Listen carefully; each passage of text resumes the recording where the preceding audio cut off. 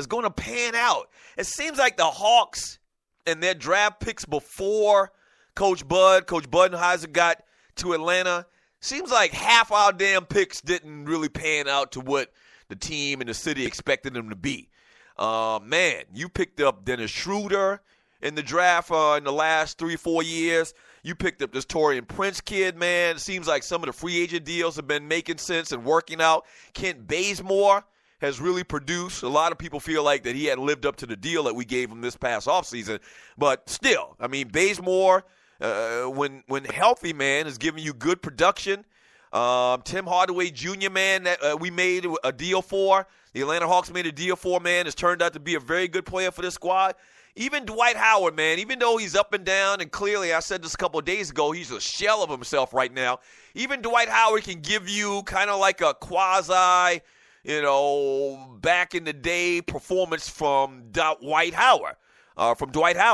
And so, I mean, listen, Washington is favored to win this series, it's a 4 versus a 5, and that may happen. But it's almost a coin toss to me. I keep saying the same thing day in and day out, that this series is a coin toss. The series is now tied 2 games apiece. Great job, ATL. Keep it up. ATL, ho. ATL, ho.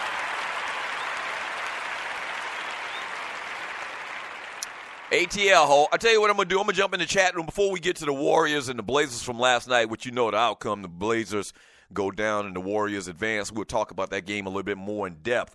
But before I get to that, man, I want to give you number 5 on my list in honor of the NFL draft coming up this Thursday night. Number 5 on my list of top 5 NFL draft busts of all time. Coming in at number 5 is Heath Shuler.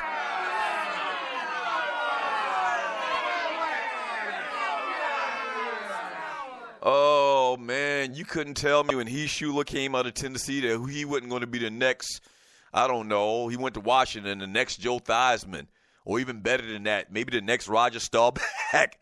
Oh, my gosh. Heath Shuler out of Tennessee started just 13 games, played in 19 games total, and went 4-9 as a starter. He completed 47% of his passes, amassed only 2,403 yards, total passing yards, and threw 13 touchdowns against 19 interceptions.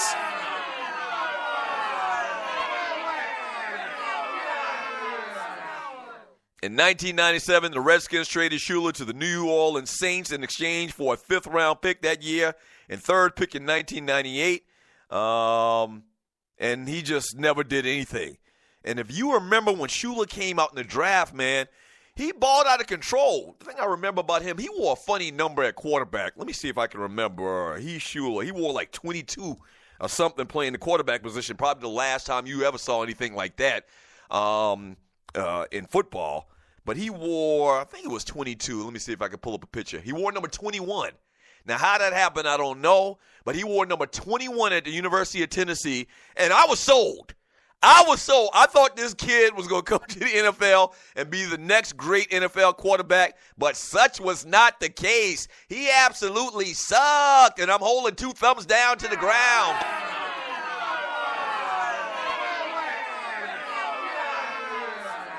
You know what he looked like? He looked like a fish out of water. He looked like a guy, kind of Danny Warfel-ish. He looked like a guy that was put on this earth just to be a great college player, but was definitely not capable even of playing in the NFL. So he comes on my list at number 5 of the top 5 biggest NFL draft busts of all times in honor of the draft coming up this Thursday night.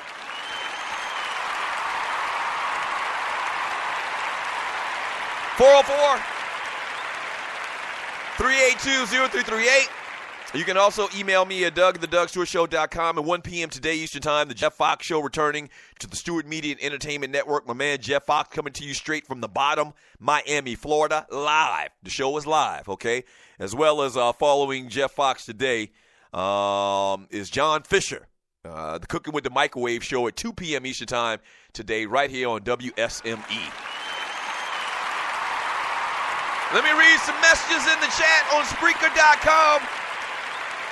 What are your thoughts about the Atlanta Hawks, man? Do you think they can stay in this series? Do you think they can win this series? From what you've seen in the first 4 games, series is tied at 2 games apiece.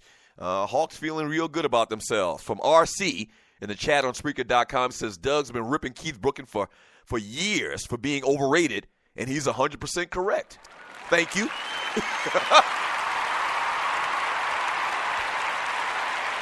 Yeah. From, tell the truth and shame the devil. I ain't never lied. I may have said, there's no may about it. I have said many, many things in the last 15 years of doing this that weren't okay with mainstream media and with the public in general, okay? But I don't give a damn. That's the thing that separated me and my brother from everybody else, and we were so successful for such a long time, is the fact that we kept it real. And when everybody and their mama loved Keith Brooking, man, and talked about how great of a play he was here in Atlanta, most places y'all probably don't even know who the hell Keith Brooking is if you're outside of Atlanta, outside the state of Georgia. But let me tell you something. They had a love affair with Keith Brooking. Solid player. Never said he wasn't a solid player. But for the hype that he got, it was way too much. From Big Apple Bastard. Good morning, Big Apple Bastard.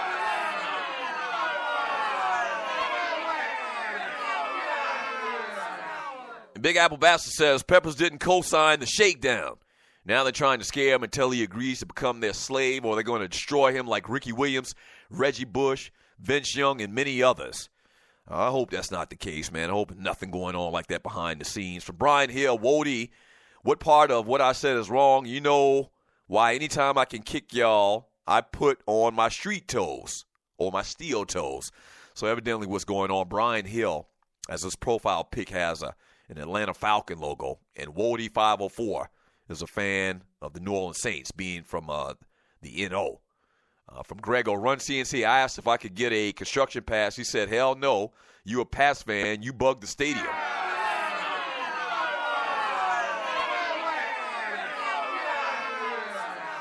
So, Grego, if you're new to the Doug Stewart Show, Grego is a consummate, just most aggravating New England Patriots fan that listens to this show, as far as I can tell. So he's always talking about New England this, New England that, just trying to be a darn contrarian. From Rail Scott, my copy and paste game is tight.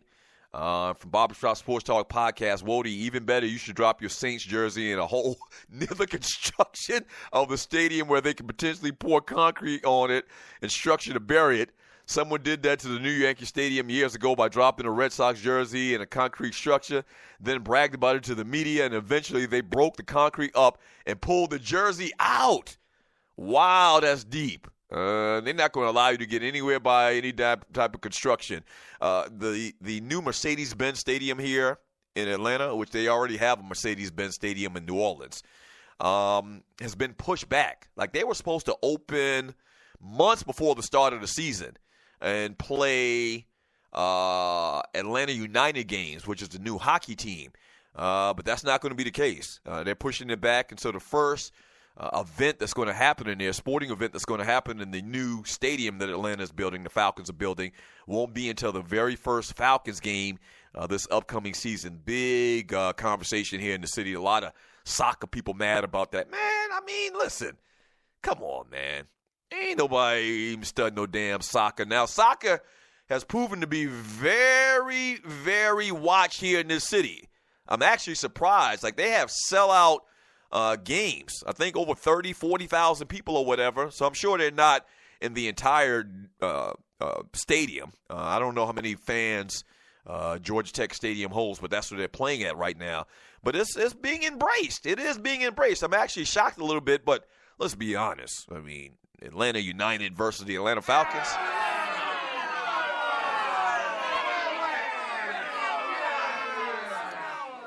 From Rough Buff, Doug, how you going to put New York on the map in hip-hop when rap started in New York? You're not making sense. Well, you know what I mean.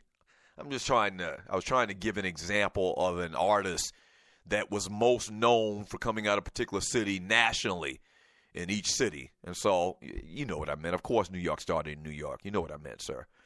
Matter of fact, do I have your? Yeah, I already have your name down for Ball Penis Award anyway.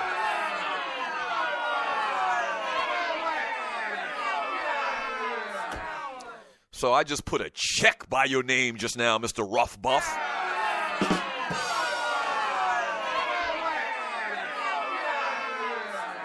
Yeah. So Rough Buff, good friend of the show.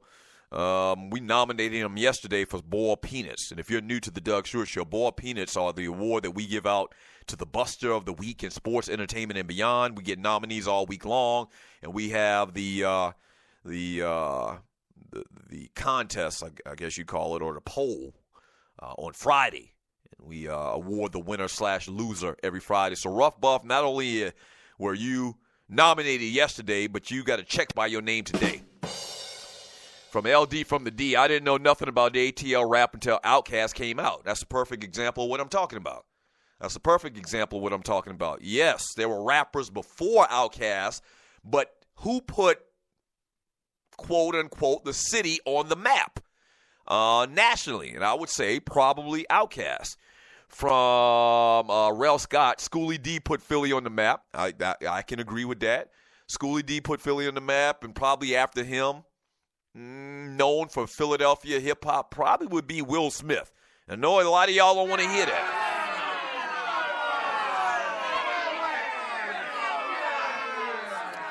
And I don't know, Rel Scott, if Schoolie D put Philly on the map. Schoolie D was the most recognized rapper. No, he probably did. I was going to say Will Smith was more known nationally than Schoolie D, which clearly he was, and he still is, obviously. But I don't know. From Montana Jones, Queen Mocha, Rel Griff, 9-0 Barbershop, he's just giving shots out to people in the chat room on Spreaker.com. From Chucktown Frank, Marvin Cease put Chucktown on the map.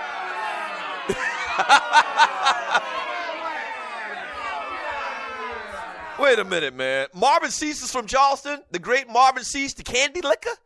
Marvin Cease is from Charleston? Let me look this up real quick. And you're listening to the Doug Stewart Show. He's from Blackville, South Carolina. I didn't know he was from South Carolina, period. We definitely got to give shots out and do a Tribute Tuesday on the great Marvin Cease. Yo, they will lick you up. He will lick you down. Turn around, baby. I'm going to lick you all around. Oh, baby, like your lover should. Oh, baby. I'm going to make you come. I'm going to lick you in the morning. Yes, sir. If y'all don't know who the great Marvin Cease is, look him up.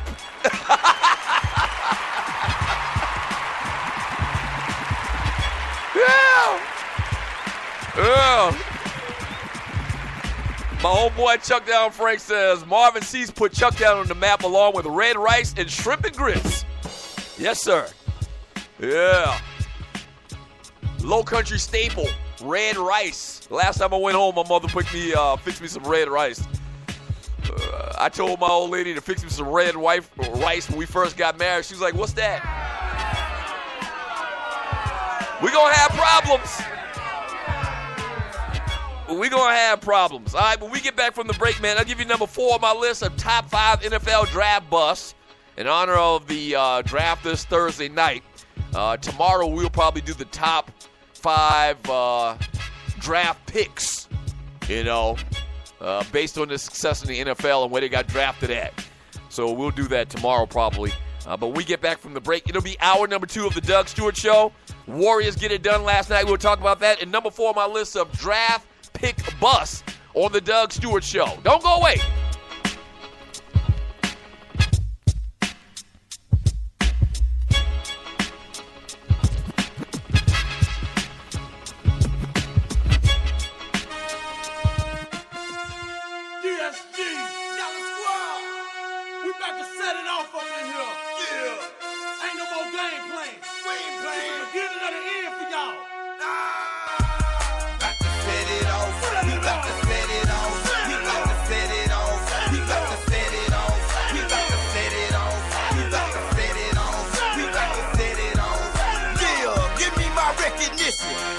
Crown back. We got that 5 down.